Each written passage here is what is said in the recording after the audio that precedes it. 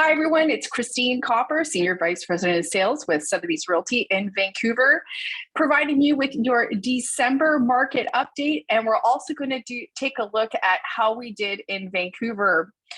Well, lo and behold, we've probably just seen the best real estate market on record in the history of the Real Estate Board of Greater Vancouver. Sales listings have been through the roof. Let's take a quick look at how we ended up the year for December, and then we'll take a look at how we did for the year, as well as what we see coming down the pipeline for things to look out for our 2022 forecast. Okay, let's get right to it. So this is, as you know, every month we review these statistics. It's probably my favorite graph. It gives you an idea of how the market is performing. First things first, we want to talk about months of inventory so that you're clear about how months of inventory work. 4 to 6 months of inventory is representative of a buy or balanced market. 0 to 4 months of inventory, seller's market. Over 6 months of inventory is a buyer's market. So way more inventory than there are buyers. Seller's market is 4 months and below, and that's because there's just not enough inventory to meet the buying demand at that time. And what months of inventory tells you is over a sustained period, it will give you an indication of where prices are going if the sales and inventory situation continue to remain the same. So how did we do in December? We closed out the year with 2,688 sales. That's up 13% year over year and down 22% from the month before. December sales were 33% over the 10-year average. Wow. Okay, we closed out the year strong. Total sales for the year. I'm going to touch on this quickly, and then we're going to look at a few more graphs afterwards. We did 43,999 sales. Best year on record for the entire board. We're up 42% total sales for the year over year, up 74% from 2 years prior, so back to 2019. And this year's sales, total sales is 33% above the 10-year average. I think you're kind of getting the flow of things here. Everything's well above the 10-year average. New listings in December, we had 1,945 new listings come on the market in December. That's down 19% year over year for December of 2020 and down 51% from the listings in November. Now, nothing to worry about there. This is just a sign of the times. It's December, the holidays. Most people aren't listing in December as you're getting into Christmas and New Year's. Active listings. So active listings as of December is 5,236. Okay, wow. That's down 39% year over year and down 27% month over month. This is the lowest level of listings that we have seen in over 30 years. So we're talking going back to 1990s. We have low inventory. Now, we're going to talk about that because what does that really mean? Do we really have low inventory based on some of these historically high numbers? So total listings, the amount of homes that were listed in the year, we hit 62,265 listings. That's up 15% year over year compared to 2020 and up 20% going back 2 years to 2019, and we're above 11% above the 10-year average. So historic sales. And again, we're going to look at a couple other graphs in just a moment, putting that all into perspective. Now, the number that I always really like to look at and see where the market is going is months of inventory, which is right here. 1.9 months of inventory, well below the 4-month border between a seller's market and a balanced market. And you can see the trend. We have been in very low inventory conditions. In fact, the last time we were in these types of inventory conditions was back in March. Now, do I expect it to jump up a little bit starting in the new year? Yes, it's simply because we just don't have as many listings coming on in December, and we can start to already see the listings coming on here in January. But you can see the trend, you know, the months of inventory has been trending down consistently, and therefore, inversely, you see the benchmark prices moving up. It has been incredible, the amount of price appreciation we have seen over the last year, and just generally speaking, as we're in this business day to day, the upward pressure on prices. So in terms of our prices, the benchmark price in Vancouver, or the Board of Greater Vancouver, which stretches out to Maple Ridge and all the way to Squamish and includes Whistler, we're at 1.230 is the benchmark price for a home here. That's up 17% year over year. Now, when we break it down into the product type, both detached and townhomes are up 22% year over year for their benchmark price, and condos are up 13% year over year. If we want to break that down to detached homes, so detached sales in December totaled 794. That's down 23% year over year. Your benchmark price for a detached home is 1.910 in the city or Metro Vancouver. That's up 22% year over year and up 2.1% month over month. Townhomes, we did 430 sales last month in December. That's down 28% year over year, and the benchmark price has hit $1,005,000. That benchmark price is up 22% year over year and up 1.5% month over month. Condos, sales in December totaled 1,464. That's down 1.4% year over year. Your benchmark price is 761, and that's up 13% year over year and up 1.2% year over year. 1.2% month over month. Now, you might be asking yourselves, why are the sales down year over year for this product type? Well, sales are down if the inventory isn't there to meet the demand. So nothing wrong with the sales plus month over month. You know, we're going into December, year over year. It's okay. Sales are just a little bit lower, and we have less listings, which makes some sense. So now taking a look at our year, let's take a look at that. So the 5-year historical look at our total sales. So here you have it. You can see that we hit 4,300 sales for 2021, a decent increase from 2020, up from 2019, and significantly up from where we were in 2018, 2019, where we had lots of inventory and just not enough sales, and thus you'll see the price change there. And going back to 2017, coming off the hottest market, which was 2015. Well, hottest until this year, of course. Now, looking at the months of inventory historically, you can see in 2017, we were at 3.5 months average, 2018, 9.6, 2019, 4.3. So you went from a seller's market to a significant heavy buyer's market, dropped down into a balanced market in 2019. And we definitely felt this at the end of 2019. The absorption was happening, the listings were being absorbed as the sales increased, and we started to trend into a seller's market. And 2020 was by far a seller's market, and 2021, wow, that was definitely the lowest month's inventory that we had. And here you can see the prices.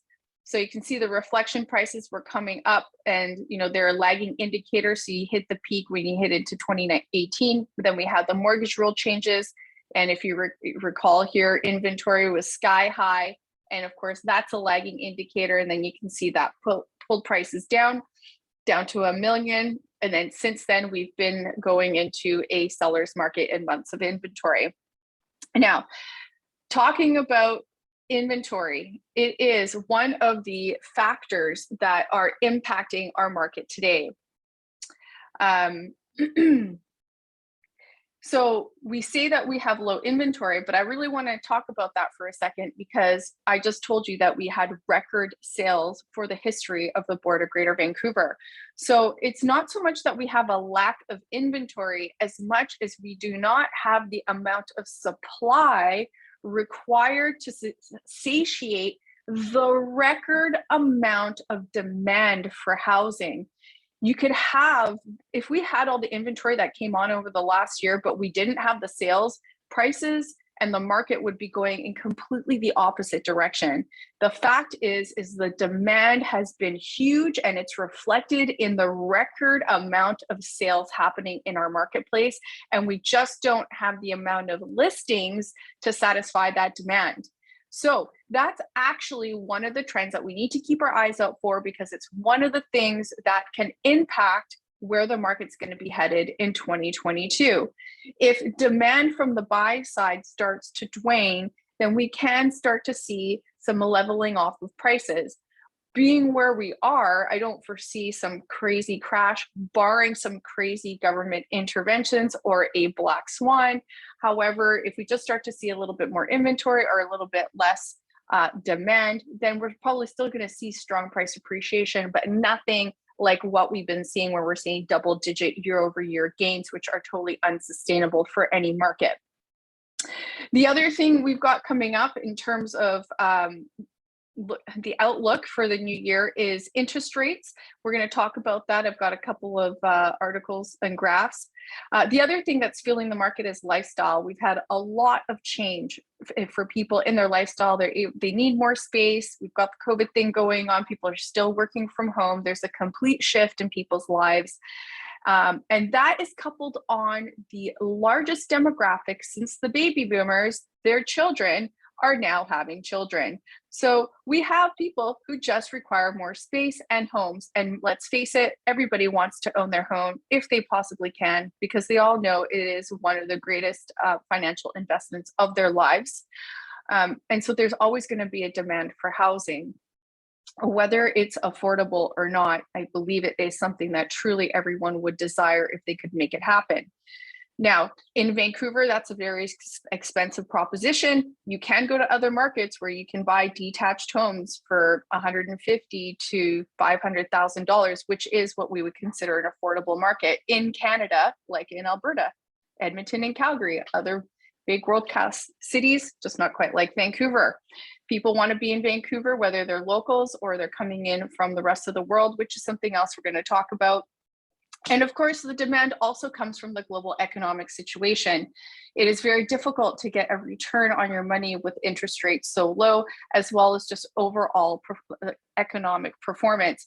And therefore, people want to be in real estate, either for the appreciation perspective, or those investors out there, including your pension plans and your CPP funds, that need to provide retirement income for all of our retirees, and including yourself when you retire. So these are all factors that you need to consider in terms of the economic outlook for real estate. And we're going to take a step back and look at some of these here on my screen. So just give me a moment as I clean up my screen. So what's coming down the pipe, and what's bringing in some of this buyer demand besides digging in deeper into some of the things I just touched on. So one of the things is rents are increasing. I'm just gonna move myself over here. So one site I jumped into today is, this is the Zumper.com rent research. Now it's not 100% accurate because it only monitors the listings that they have on their site. However, here you can see that the average one-bedroom apartment based on Zumper's site is currently $2,200 a month. And that is a 13% increase from the previous year. So any downward pressure on rentals that we had experienced in the last couple of years between the changes in the Airbnb rules, which was very minor, but then more so impacted by COVID, that is totally wiped out, and rents are back to record levels. This is a great site. You can see here the year-over-year change, and you could also see how many homes are for rent for the specific property type, whether it's a 1-bed, 2-bed, 3 or 4 beds. So here you've got 2 beds are now, the median is $3,000 a month. That's up 13% year over year. And there's 243 rentals that are 2 beds. So you can come and check this out in terms of what's happening. And so for anybody that is a renter, they're thinking about how they could rather spend that money into their own pocket, and therefore getting into the market and purchasing their own property. And that's one of the demands. Now, the other thing that we're experiencing is a record amount of in-migration. And last year, we did have a record amount. And there's even more coming. So this article here talking about the next wave of immigration set to fuel even more fuel over an overheated housing market. So obviously immigration is not the only factor. We do have lots of factors, just like our own homeward bound factors, local residents, lots of people my own age growing their families, requiring more space, changes because of COVID, zoning and bylaws and the amount of time it takes to bring homes to the market, so on and so forth. There's a lot more other structural issues besides immigration. However, this is one of the other factors. And going down here, this talks about the differences. You can see that the federal immigration target for 2021 was 401,000 new permanent residents, and the goal for 2022 is 411,000. So up another 10,000 and going up by another 10,000 the year following. Now, most immigrants tend to come, or people when they're coming into Canada, go into the larger cities, namely Toronto and Vancouver, and that's where we absorb most of the newcomers, and therefore there is more pressure on our housing. Now, statistics show that people, when they come into a new area, tend to rent for 2 years to get to know the areas, and then they decide to buy. But regardless, that puts upward pressure on our rentals as well as on our housing prices. Now, what are some of the other things that we need to look out for? Well, this is one of the big ones that's caught my attention. CMHC is reviewing down payments on investment properties. So, they're talking about how for investors, so anyone that owns more than one property, currently you have to put down at least 20% in order to be approved for a mortgage financing if you're not buying in all cash. Sometimes you have to put more down anyways, regardless, depending on your own financial situation or the price point of the property. Lenders are very conservative. However, this article is discussing potential, what could be the repercussions of increasing down payments by 5, 10, or even 15%, aka 35% down payments for investment properties. Now, this is a demand side of the equation from an investor perspective, based on the assumption that investor demand is what is always causing an overactive market. Obviously, things like this can slow a market down, but anybody who's out there buying property, for sure, it might take them longer to be able to purchase the next one. Others, I would say, already have the wealth. It won't stop them. It might slow it down a little bit, but is it going to solve the housing price issue? Not a chance. Don't foresee this changing something that has so many other structural and systemic issues in terms of how about creating supply. Let's just start there with some basic supply and demand type of solutions. But anyhow, it's going to make it harder, and actually one of the unintended consequences of any type of change in this regard is knowing that private investors like myself work very hard to have investment properties and provide good, clean, safe housing to so many people. Obviously, there's no rental accommodation out there. And it's, some is coming on, but let's face it, there's not enough to meet the demand. If you penalize the private investors from providing rental housing, you are going to see significantly higher rents in the future, as well as less rental properties available, which are going to make it even harder on those that are in the rental market. So although they're trying to fix a pricing issue, which is probably starting out with supply, they're looking at constraining the investor demand. Interesting to be seen what happens. They're also talking about limiting utilizing home equity lines of credit as a source of equity for your down payments for investment properties. So one that I'm going to be watching, because this will have some unintended consequences, but probably not the ones that the government is hoping for. Another one here, so interest rates is a thing, and the Fed, this is the US Federal Reserve, is talking about controlling inflation, and they're talking about probably needing to raise rates sooner than later than they originally thought. Now, obviously inflation is rampant, and it's here in Canada and in the US. And I think here, these guys were talking about raising rates potentially 3 times in 2022, with another 3 moves penciled in for 2023 and 2024. Now, obviously, these rate increases are going to be subject to the current global and American economic performance. Despite the fact that there is inflation out there, the governments do have to be careful that they don't stifle businesses from being able to continue and impact the economy. Now, Canada is because of the nature of our export economy, we don't tend to raise rates unless the US raises rates. So if the US starts to raise rates, we will be in a position to be able to do that as well. Which is something that is important for us. We are an export nation, and our dollar cannot get stronger than the US dollar, or it will impact our trade and our economy.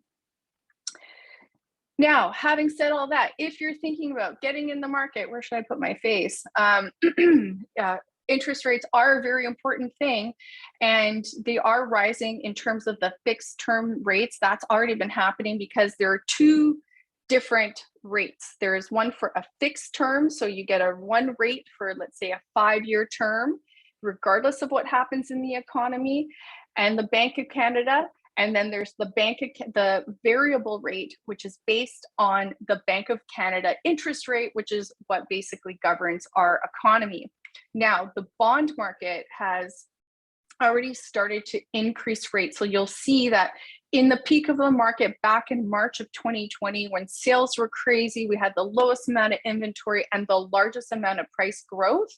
It also was correlated to significant historic low interest rates, which were sub 2%, closer to 1.5%, which you could lock in for 5 years. It completely made sense for people to borrow money at those levels and protect themselves from upward interest rate risk over 5 years, really decrease the down payment, principal reductions, because at 1.5%, every one of your mortgage payments, the majority of it was going to your principal. I think it was an excellent opportunity. And of course, it probably inspired more people to get in the market, as well as made it more affordable. Now, since then, interest rates have risen up, and today your 5-year benchmark rate is closer to 2.2 to 2.5%. So you're basically a whole percentage point higher than you were last spring.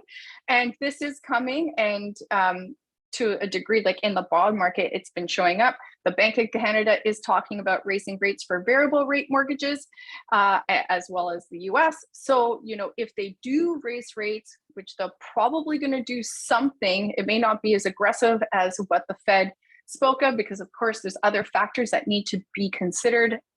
There probably is going to be some interest rate increases, and there is in the bond market. So if you're thinking about it, get yourself a rate hold so you don't have to end up paying any higher than you need to. And if rates go down in the meantime anyways, by some chance, you'll get to use that lower rate if you get to use your rate hold.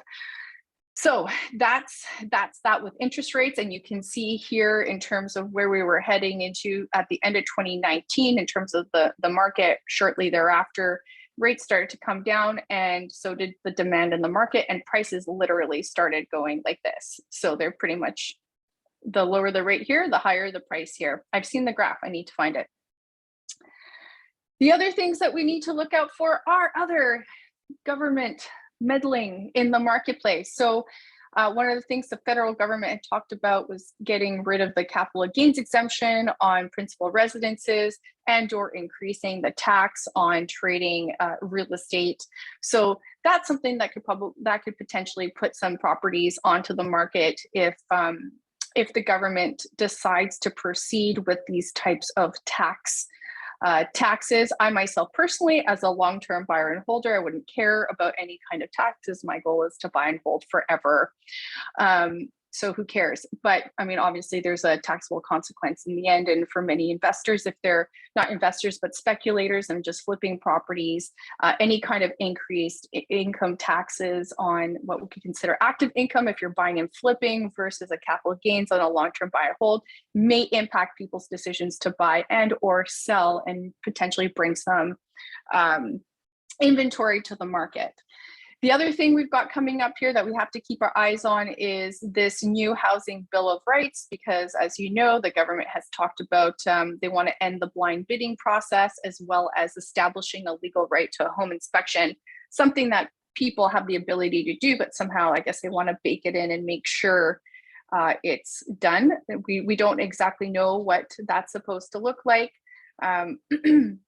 Of course, there's all kinds of other things that are supposed to happen, like the beneficial ownership registry, which has been put off for another year, and creating homes, which rarely ever happens. So I'm not really holding my breath on that. And there's a few other things here in terms of a first-time home buyer's tax credit. That could be great, but that just helps the demand side rather than pulling it back.